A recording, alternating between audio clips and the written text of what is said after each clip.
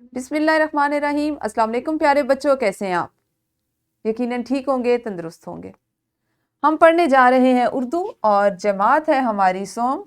اس میں ہم نے آج اپنے ایک نئے سبق کا آغاز کرنا ہے، درسی کتاب کا سبق نمبر 12۔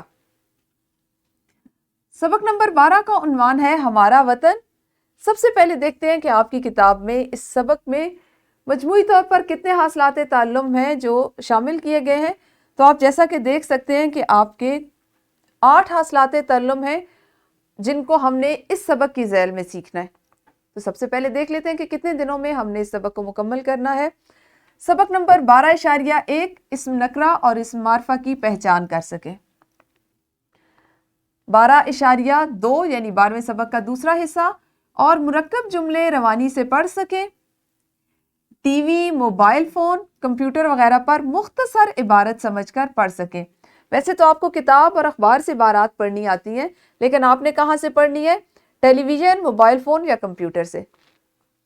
سبق نمبر 12.3 اپنے ارد گرد کے ماحول کے بارے میں کسی موضوع پر کم از کم 10 جملوں پر مشتمل مربوط عبارت، ایسی عبارت جس میں ربط ہو، ایسی عبارت یا پیراگراف کہ جس کا ایک جملہ دوسرے سے جڑا ہوا اور دوسرا تیسرے سے جڑا ہوا۔ ٹھیک ہے جی، ہمارا سبق نمبر 12 ہوگا چوتھے حصے میں متن میں شامل نئے الفاظ کو جملوں میں استعمال کر سکیں، یعنی ہم جو الفاظ اس سبق میں پڑھیں گے ہمارا وطن میں، ان سے آپ جملے بنائیں گے، اور سبق یعنی نظم و نثر پڑھ کر اس کے متن سے متعلق سوالات کے جوابات لکھ سکیں۔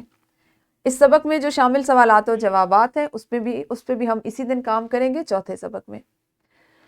سبق نمبر 12.5 تصاویر دیکھ کر ان سے متعلق سوالات کے جوابات دے سکیں۔ آپ جانتے ہیں اس کی مشق ہم نے اس سے پہلے بھی کی ہے، ہم مختلف تصاویر دیکھتے ہیں، اس سے متعلقہ جواب سے سوال پوچھے جاتے ہیں تو آپ نے ان کے جواب دینے ہیں۔